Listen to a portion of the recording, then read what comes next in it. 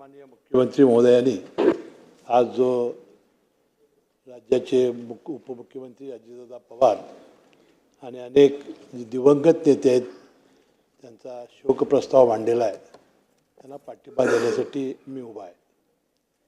वास्तविक मुख्यमंत्री महोदयांनी सगळ्याच वक्त्यांनी आमचे नेते अजितदादांच्या सगळ्या जीवनचरित्रावर फार मोठा प्रकाश टाकलेला आहे. आणि मी जर स्वतः आणि त्यांचे संबंध बोलायला होते मला बोलताच येणार नाही, म्हणून त्यांची पहिली वैशिष्ट्ये मी थोडी सांगून मग मी त्यांच्या आणि माझ्या व्यक्तिगत जीवनावर येणार आहे. आता याचा उल्लेख मुख्यमंत्री महोदयांनी केला की सकाळी बरोबर 10 वाजता ते कोणत्याही परिस्थितीत सभागृहात येणार, सभागृहात आल्यावर ते अध्यक्षाची भेट घेणार आणि बरोबर 11च्या ठोक्याला ते येऊन बसतात. दुपारी जेवणासाठीच तेवढे जाणार. सातत्याने सगळ्या सभागृहात आमदारांच्याकडे लक्ष ठेवणार. मंत्र्यांचा जर लिंक करायचं असेल तर कुणाचा नंबर आहे, कुणाची आज काही चर्चा आहे, असं सातत्याने आणि त्याला सांगणार तुझा आत्ता आहे, तुझा आत्ता आहे. आणि अतिशय हजरजबाबीपणा. आणि म्हणजे मला गुलाबराव पाटील मला की एक हेडमास्टर म्हणूनच ते या सभागृहात काम करत होते. अतिशय वक्तशीरपणा. कुठलीही मिटिंग लावली, देवगिरीवर लावो, मंत्रालयात लावा, कधी लावो, अर्धा तास त्यांचा फोन कार्यालयात घनघणणार. वेळेवर सगळ्यांना उपस्थित राहावं लागणार. अतिशय शिस्तीचा, कडक शिस्तीचा असा नेता आमचा आला. त्यांना अतिशय टापटीप आवडायची. स्वतः ते व्यवस्थित राहायचे, दुसऱ्याची सुद्धा टापटीप नसेल तर तोंडावर ते सांगायचे. जे पोटात असेल तेच तोंडावर त्याला. रोखठोक.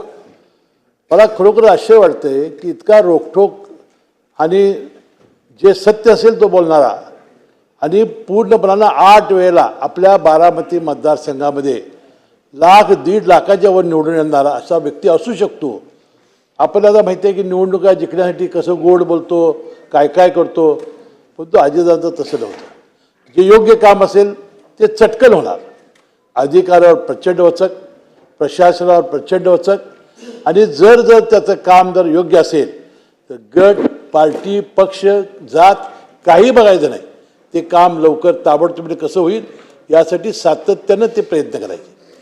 ते आणि मी जिल्हा मध्यवर्ती बँकेमध्ये एका वेळेला ते पुणे जिल्हा मध्यवर्ती बँकेत आले, मी कोल्हापूर जिल्हा मध्यवर्ती बँकेत आलो. आणि त्यापासून माझे त्यांचे संबंध आले. साखर कारखानदारी आणि बँक यामध्ये त्यांची काही मतं होती.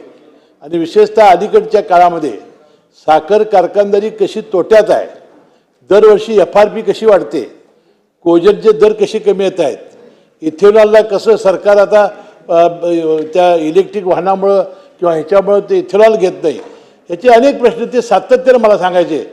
आणि म्हणून एकदा ते अमित शाह साहेबांना भेटून आले, नरेंद्र मोदी साहेबांना पंतप्रधानांना भेटले. साखरेची MSP वाढत नाही, इथेनॉल घेतलं जात नाही, ह्याच्यात सातत्यानं त्यांचे प्रश्न असायचे.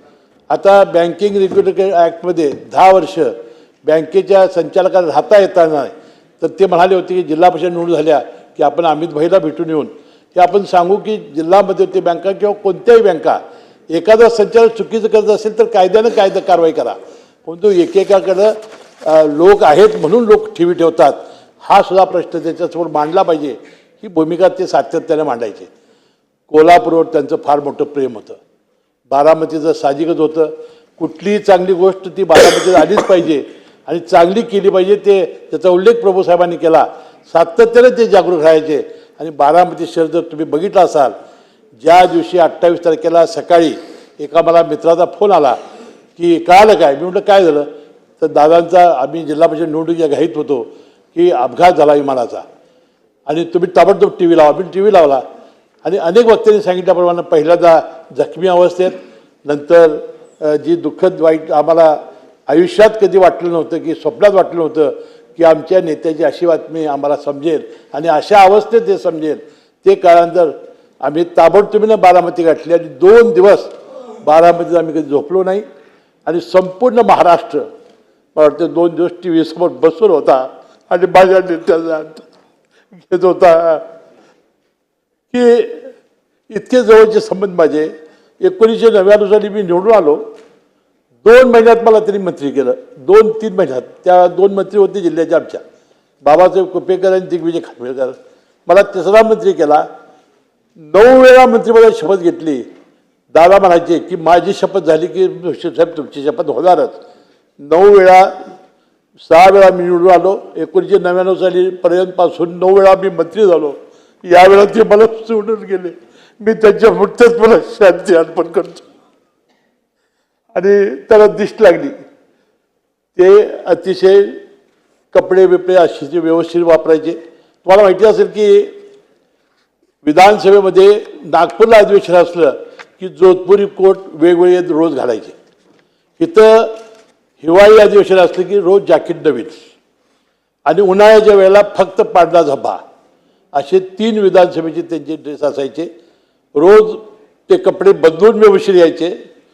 टापटीप असायची, गॉगल घालायचे. 26 जानेवारीचा फोटो बघा अध्यक्ष महोदय, झेंडावंदन झालेलं होतं प्रजासत्ताक दिनाचं आणि त्यांनी शॅल्यूट मारलेला आहे. आणि ते केस त्यांना कमी आली की एक दिवस एक आमदारांनी त्यांनी हेअर ट्रान्सप्लांट केलं होतं. त्याला म्हटले त्याला बोलव. त्यांनी बोलवलं आणि सांगितलं कुठे केलं? ते म्हटलं मी दुबईला केलं. मी म्हटलं दादा तुम्ही काय करत नाही? केस असले तरी मी देखणं आहे का नाही? आणि खरोखर ते बघा 26 जानेवारीचा फोटो मला वाटतं ती परमेश्वर दिसत लागली. मी त्यांच्या आत्म्याला शांती करावी.